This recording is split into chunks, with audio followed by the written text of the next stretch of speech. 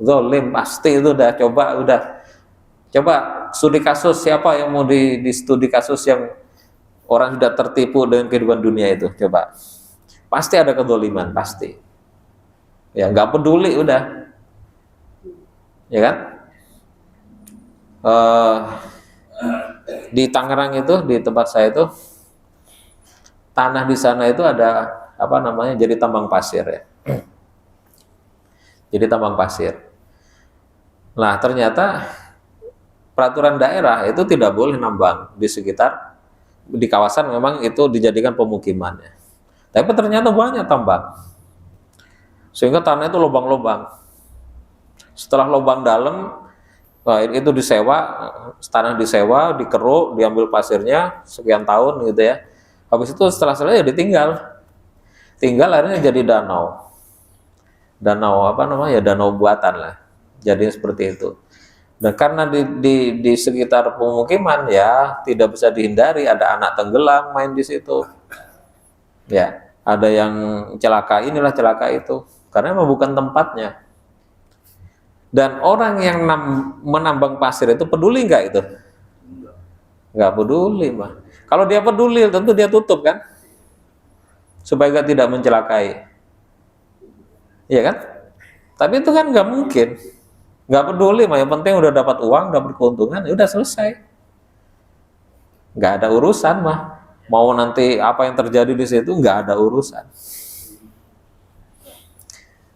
Nah, tadi ini juga saya lihat, kemarin saya lihat lewat di Cilegon ada semacam bukit kecil begitu.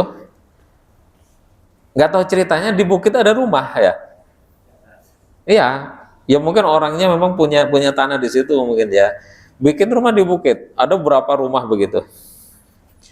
Nah, kemudian ketika lewat lah, satu bukit ini seperempatnya itu sudah ditambang.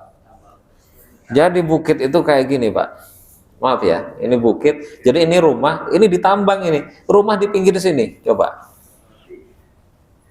mungkin yang ditambang itu memang sudah dijual sama pemiliknya, bisa jadi ya, sudah dijual sama pemiliknya. Kemudian akhirnya oleh pembeli itu ya ditambang, karena niatnya beli tanah itu untuk ditambang. Pertanyaannya, peduli nggak dia dengan nasib rumah yang ada di situ? Bodoh amat dia. Iya kan? Coba bayangin gimana itu, ini sudah di pinggir begini. Kira-kira kalau longsor gimana? Nggak peduli mah, iya kan? Yang penting saya sudah dapat keuntungan di situ. Ya, itu ya gambaran manusia kalau udah apa namanya? Sudah tertipu dengan kehidupan dunia itu udah kayak gitu, udah nggak peduli. Ya, sudah tidak peduli apapun. Yang terpenting adalah dirinya dan dirinya. Hartanya semakin banyak, nggak peduli dengan dampak-dampak sosial, dampak-dampak lingkungan mah nggak peduli itu. Hutan di Indonesia habis, dunia teriak-teriak, paru-paru dunia mulai rusak. Paru-paru dunianya adalah hutan di Indonesia. Iya kan? Siapa yang menebang? Apakah rakyat kecil? Bukan, itu orang yang konglomerat yang uangnya sudah nggak bisa dihitung. Pedulikah mereka dengan kondisi kerusakan alam? Nggak peduli. Yang terpenting lagi-lagi adalah harta bertambah. Nah, itulah gambaran orang-orang yang tertipu dan kehidupan dunia. Mereka udah nggak peduli halal haram, nggak peduli dolim nggak peduli, udah. Yang penting dirinya ya. Nah, itu gambaran ya, dan itu real, nyata ya. Walaupun cerita ini masa lalu, ternyata ya sampai sekarang pun ya terus berulang cerita itu ya. Jadi selalu ada orang-orang yang tenggelam dalam kehidupan dunia seperti itu, kemudian dia selalu membangga-banggakan apa? Harta. Walaupun tidak terucap, tapi akhirnya terbentuk dalam tindakannya. Bagaimana bentuk tindakannya? Dia meremehkan orang yang lebih rendah ekonominya, ya kan? Ya nggak ngomong dia hartaku lebih banyak, ya nggak ngomong. Siapa yang mau ngomong begitu, ya kan? Tapi dari sisi tindakan dia merendahkan, meremehkan orang yang lebih ekonominya lebih rendah dari dirinya. Wah, kok nyampe ke yang viral-viral itu ya? Yang ngolok-ngolok itu, ngolok-ngolok yang jadi viral ya kemarin. Pedagang es ya, es teh ya. Ya Allah alam itulah ya.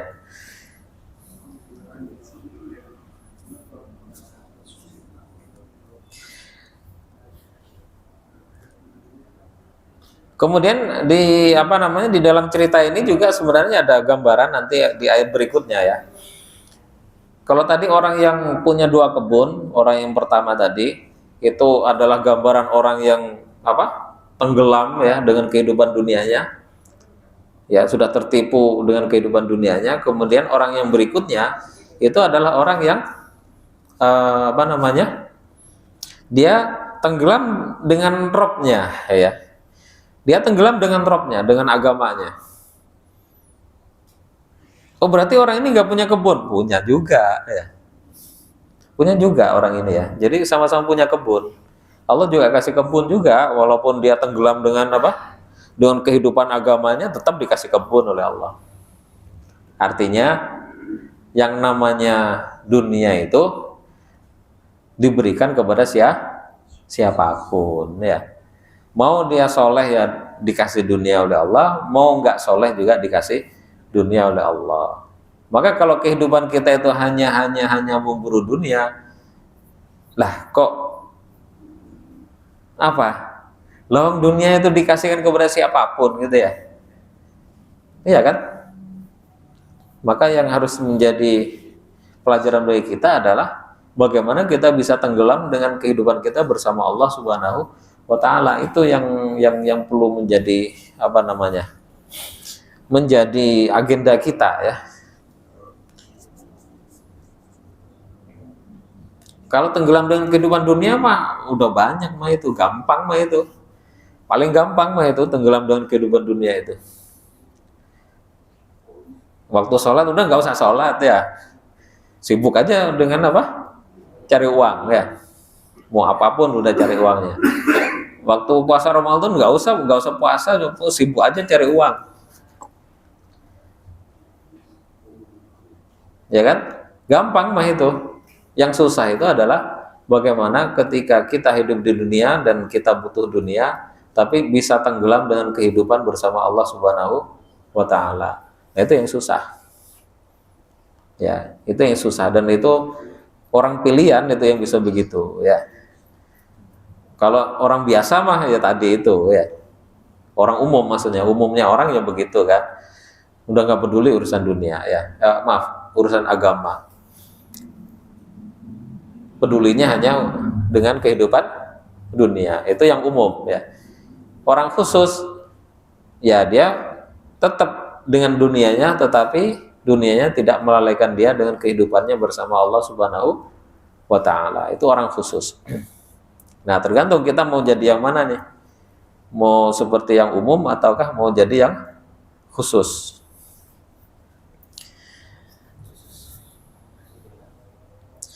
Tapi yang perlu diperhatikan nanti di dalam kisah berikutnya ya. Di akhir cerita itu nanti perlu kita jadikan pelajaran masing-masing akhir dari kehidupan 2 orang ini.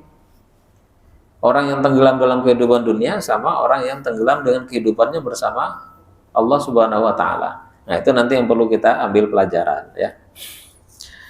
Kemudian poin yang kedua, madzahiruhu ni'matun wa ata'un qad yakunu sababal fitnati wal bala. Sesuatu yang secara nampak mata itu adalah sebuah nikmat dan karunia dari Allah, kadang-kadang bisa menjadi sebab musibah, kadang-kadang bisa menjadi sebab ujian terhadap keimanan. Ya. Jadi sesuatu yang secara nampak mata itu adalah nikmat Allah, karunia Allah, kadang-kadang bisa menjadi sebab kita tergelincir karena itu. Ya, maka apa? Harus berhati-hati ya. Fal nahdar an tasrifana ni'ama an syukrin mul'im wa ikhlasi ta'ati lahu. Maka hendaknya kita selalu waspada, selalu berhati-hati agar tidak sampai kita menghabiskan nikmat Allah itu ya di jalur yang tidak mensyukuri Allah. Maksudnya gimana? Hendaknya kita mewaspadai terhadap nikmat yang telah dikaruniakan oleh Allah Subhanahu wa taala itu, kita hati-hati betul dalam hal penggunaan nikmat tersebut, jangan sampai kita pakai untuk bermaksiat kepada Allah. Jadi segala nikmat yang diberikan oleh Allah itu punya dua mata. Punya dua mata pisau gitu ya. Bisa menjadi nikmat yang akan mengangkat derajat kita di sisi Allah, bisa juga menjadi nikmat yang akan menggelincirkan kita ke dalam kehinaan. Jadi harta itu punya dua sisi itu. Maka kita sebagai orang mukmin ditunjukkan atau diarahkan oleh Rasulullah SAW ketika kita mendapatkan nikmat, hendaknya kita apa? Bersyukur, mensyukuri nikmat tersebut. Di antara bentuk mensyukuri nikmat itu adalah menggunakan nikmat itu untuk mentaati Allah. Ya. Jadi jangan terperdaya gitu ya. Semakin diberi nikmat yang banyak oleh Allah Subhanahu wa taala, semakin jauh dari Allah, semakin banyak maksiat yang dilakukan. Kenapa bisa begitu? Iya, karena maksiat itu rata-rata kan bermodal. Kalau ada orang yang tidak punya harta atau sedikit hartanya, sedikit maksiat, ya itu mah pantas ya. Karena nggak punya modal. Iya kan? Nggak punya modal. Maksiat itu bermodal ya. Bahkan modalnya besar modalnya untuk bermaksiat. Maka itulah ujiannya orang yang melimpah harta. Mampu tidak dia menjaga dirinya dengan harta itu, dia tidak bermaksiat. Orang yang tidak pegang HP ya, HP yang ada internetnya kalau sekarang, sehingga bisa WA dan video call dan lain sebagainya, maka orang ini kayaknya sangat jauh dari dunia perselingkuhan di zaman kita ini, iya kan? Karena tidak ada peluang bagi dirinya. Sementara yang ada sekarang ya kan pakainya begitu semua. Tentu yang terakses atau yang tersambung di dalam jaringan media sosial itu adalah orang-orang yang punya HP smart ya, HP pinter, smartphone, iya kan? Disitulah ketika kita masuk ke dalam dunia itu, ya kan, dunia goib ya. Dunia maya kan dunia goib ya, maya kan nggak nyata ya, berarti goib ya. Disitulah kita semacam ada kebebasan ya, tanpa ada kontrol. Kita mau kenalan dengan siapapun bisa ya. Berapa banyak ini kejadian kalau di berita itu ada istilahnya kencan online ya, kemudian kenalan online lewat media sosial, kenalan kemudian terjadilah perselingkuhan dan lain sebagainya. Semua itu terjadi karena apa? Karena ada alat. Alat itu siapa yang memberikan hakikatnya? Allah Subhanahu wa ta'ala. Diberikan ilmunya oleh Allah sampailah berwujud alat itu. Kalau Allah tidak membuka ilmu itu, ya nggak ada alat ini, ya kan? Ilmu tentang gelombang gelombang untuk teleponnya sehingga orang bisa terhubung, itu kalau nggak dibuka oleh Allah nggak ada itu telepon. Dulu kan awalnya telepon dulu ya, telepon Nokia yang ting dong kan gitu kan dulu, SMS sama telepon doang. Ya kan? Kemudian habis itu dibuka oleh Allah SWT tentang internet, ilmu internet. Walaupun itu juga lewat manusia, tapi kan hakikatnya Allah yang membuka itu. Ya, dulu internet lambat banget. Lambat banget, ya kan? Nah, kemudian akhirnya ditemukanlah jaringan apa? 3G, 4G, sekarang 5G ya. Nah, kemudian semenjak jaringan itu sudah menjadi sangat cepat seperti itu, orang sudah bisa bertelepon dengan apa? Dengan HP-nya langsung dengan kita lihat langsung ya, video call itu. Mau dari seluruh dunia itu bisa dengan biaya yang murah juga, apalagi pakai WiFi di rumah. Wah, udah super murah itu sudah ya. Bisa teleponan ke seluruh dunia, bisa langsung apa namanya? Lihat ya. Nah, semua itu adalah nikmat yang diberikan oleh Allah Subhanahu wa taala. Siapa yang mengingkari itu? Ya kan? Enggak ada. Semua itu adalah nikmat yang diberikan oleh Allah Subhanahu wa taala. Maka ini juga memiliki dua mata pisau tadi itu. Bisa tidak kita menggunakan nikmat ini untuk semakin memaksimalkan ketaatan kita kepada Allah, atau bahkan malah semakin menjerumuskan kita kepada kemaksiatan. Kalau mau, waduh subhanallah, kalau mau ini tergelincir kepada maksiat sudah super mudah ini, sangat mudah sekarang. Media sosial ini ya terlebih. Kalau mau dibawa kepada kemaksiatan, wah itu sangat mudah. Nah, disitulah ujiannya zaman dirahmati oleh Allah Subhanahu wa taala. Ya. Allah menceritakan di sini tentang kebun, tapi hakikatnya ini adalah tentang kehidupan dunia. Bahwa segala kehidupan di dunia itu bisa kita sikapi dengan dua hal tadi. Bisa kita sikapi dengan ibadah, bisa kita sikapi dengan maksiat. Mau kita jadikan apa ini? Kita jadikan sebagai alat untuk semakin dekat dengan Allah, bisa.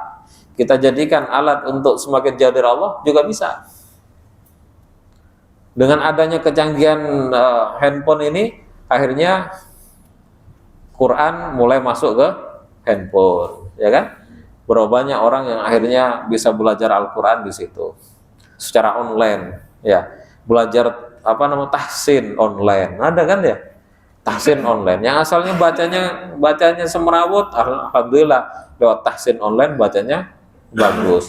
Ada tahfidz online juga, bisa hafalan Quran di situ.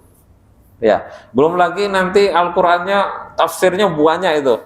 Yang dulu itu, waduh, kita nggak mampu punya itu, karena harganya mahal, jutaan, bisa puluhan juta kalau kita koleksi tafsir Quran yang kalau dijejer itu satu lemari ya, kapan bacanya kan gitu ya.